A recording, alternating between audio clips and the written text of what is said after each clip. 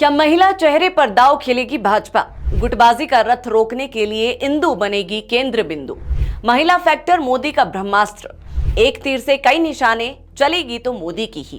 भाजपा के गुटों पर लगेगा पूर्ण विराम। नमस्कार, मेरा नाम है सुनैना कश्यप और आप देख रही हैं KH live Himachal. PM Modi का साइलेंट वोटर यानी महिला वोटर, जो तमाम विपरीत परिस्थिति में भी अक्सर भाजपा के साथ मजबूती के साथ रहता है। बीजेपी की सियासी ताकत के पीछे महिला वोटरों की भूमिका अहम मानी जाती है। तमाम सर्वे भी इस बात का संकेत देते रहे हैं कि महिलाओं का विश्वास तमाम विपक्षी पार्टियों की तुलना में आज भी भाजपा के साथ ज्यादा है। इसकी वजह यही है कि पीएम मोदी जिस तरह महिलाओं को केंद्र में रखकर अपनी योजना बना रही हैं, उससे बीजेपी के लिए सबसे बड़ा ब्रह्मास्त्र महिला वोटर ही मानी जाती है।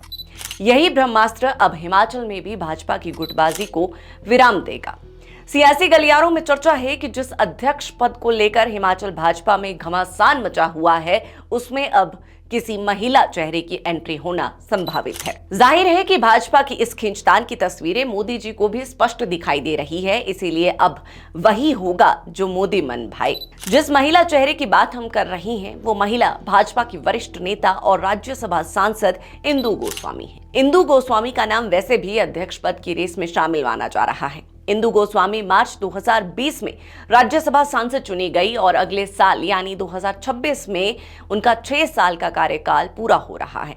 1998 में प्रधानमंत्री नरेंद्र मोदी की टीम के सदस्य रह चुकी राज्यसभा सांसद इंदु गोस्वामी 2017 के विधानसभा चुनाव में हार के बावजूद सियासी ध्रुव के रूप में चमकने लगी। 2022 के विधानसभा चुनाव से पहले दिल्ली हाईकमान इंदु गोस्वामी को लगातार प्रमोशन देता रहा। साल 2017 में इंदु को प्रदेश महिला मोर्चा का अध्यक्ष बनाया गया। 2020 में राज्यसभा सांसद और अब राजनीतिक विश्लेषक दिल्ली हाईकमान की ओर से इंदु गोस्वामी को लगातार दी जा रही प्रमोशन को सोचे समझे सियासत के रूप में देख रही हैं।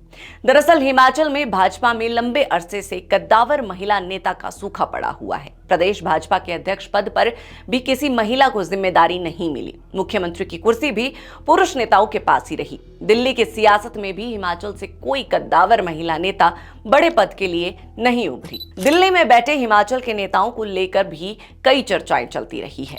राजनीतिक विश्लेषक इंदु गोस्वामी की प्रमोशंस को कुछ इन्हीं सियासी बिंदुओं से जोड़कर देख रहे हैं। ऐसे में ये कहना भी गलत नहीं होगा कि इंदु गोस्वामी का लगातार कद बढ़ाना हिमाचल की सियासत में नए समीकरण भी पैदा कर सकता है।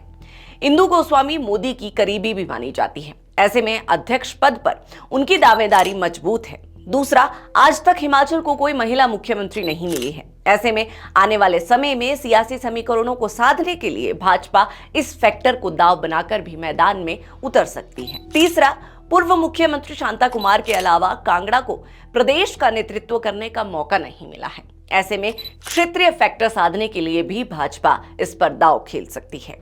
वैसे अध्यक्ष पद की लिस्ट में और भी कई नेताओं के नाम शामिल हैं, मगर इन सब के बीच डार्क हॉर्स साबित हो सकते हैं वर्तमान में राज्यसभा सांसद सिकंदर कुमार। सिकंदर कुमार संघ के आदमी हैं और संगठन में भी उनकी अच्छी पकड़ मानी जाती है। दूसरा, सियासी मुलाकातों के बीच बीजेपी और RSS के रिश्ते एक बार फिर से मजबूत हो रहे हैं। हाल ही में पीएम मोदी के नागपुर दौरे और संघ प्रमुख मोहन भागवत से मुलाकात के बाद ये साफ हो गया है कि बीजेपी के लिए संघ से करीबी होना बेहद जरूरी है। 11 साल बाद RSS मुख्यालय पहुंचे पीएम मोदी की ये यात्रा इस बात का संकेत है कि बीजेपी के लिए संघ का समर्थन अब भी कितना अहम है। इस मुलाकात में दोनों पक्षों के बीच पुराने मतभेदों को दूर करने और भविष्य में एक साथ काम करने पर सहमति बनी। अब संघ की एक बड़ी चिंता बीजेपी के अगले अध्यक्ष का चयन है। नड्डा का कार्यकाल खत्म हो चुका है और अभी तक कोई नाम तय नहीं हुआ।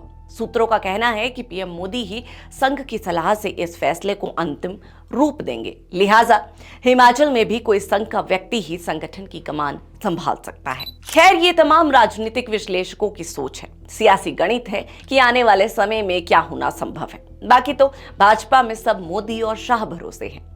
आज की इस चर्चा पर आप सबकी क्या राय है, ये हमें कमेंट कर जरूर बताएं।